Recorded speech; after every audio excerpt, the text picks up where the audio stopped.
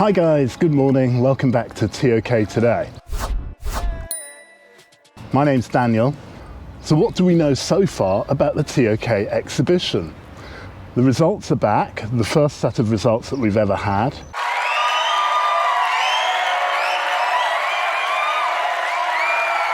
Now let me make this clear, we're recording this before the subject report has come back. So the subject report is the examiner's report on what happened in that exam session. But we have the first set of results and we can start to glean a few things from that first set of results. So in today's video, I'm going to give you 3 things, possibly 4, that I think I've learned from the first set of results. Talking to other ToK teachers around the ToK community, the global ToK community, some people's marks were not moderated and some people's marks were moderated down. I haven't heard from anyone whose marks were moderated up, although I'm sure that did happen, it's just that I don't know any of those people. At our school, the marks were not moderated at all, so the examiner accepted the grades that we'd given, the scores that we'd given. Now that could just be very good luck. It could just be that we got a sympathetic examiner. Or it could be that some of the things that we did were the things that were needed to not have any moderation applied, to have our marks agreed. Or it could be that our students' marks were agreed despite the things that we asked our students to do. So the recommendations that I put in this video need to be taken with a very big pinch of salt, yeah?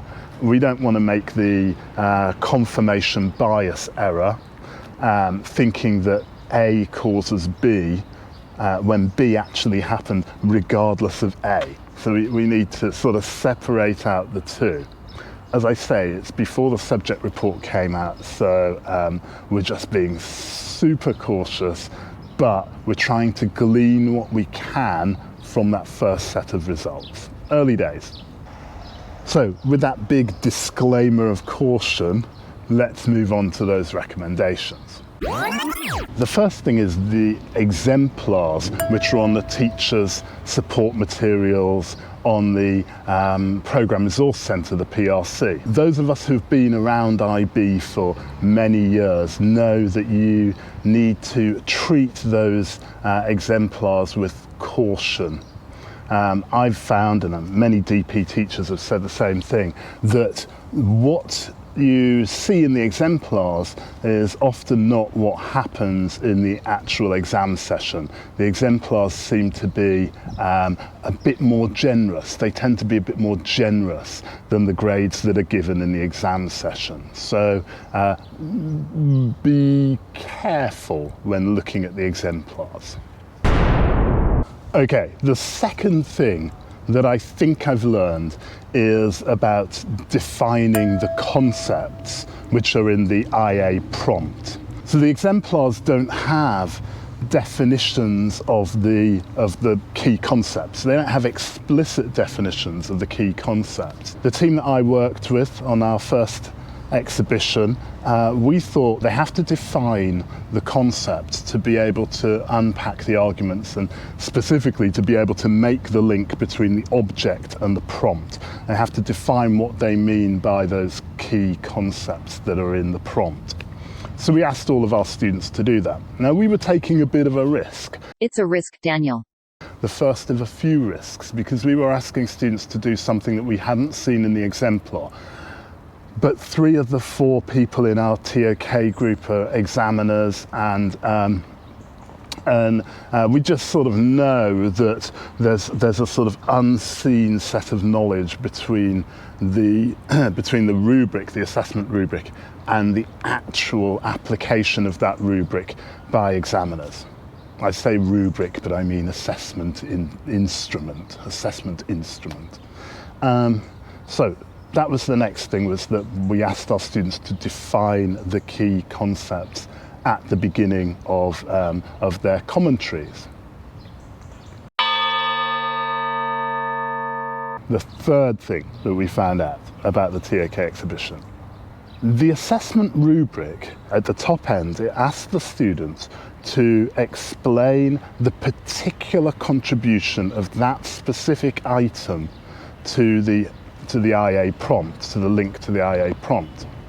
And we sort of thought, well, how do they differentiate that particular object? And in the exemplars B to J on the TSM, it's not clear how they differentiate the specific contribution of that object.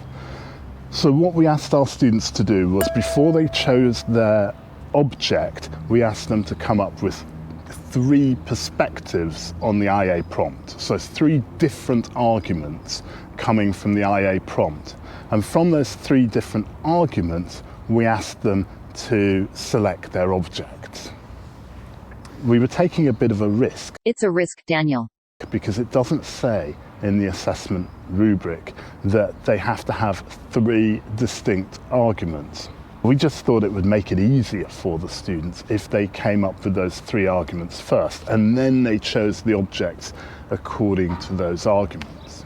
So that's it for this short video, the sort of learning from the first set of results from the exhibition.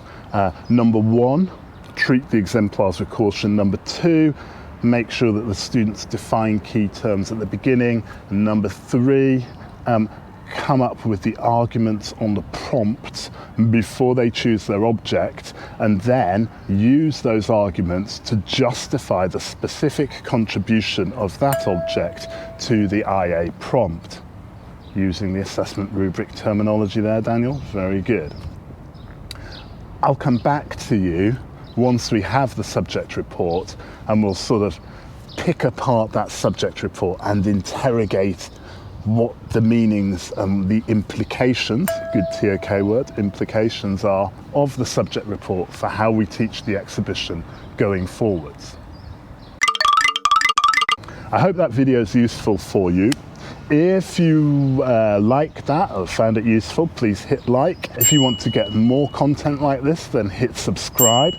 If you have other things which you would like me to cover, then please leave a comment in the comments section below, or contact me at daniel@toktoday.com, and go to the website and you'll find loads more ToK content coming up on the website in the coming days, weeks, months and years. So on that, I'm going to wish you a ToK-tastic day. Enjoy. I'm out. Bye.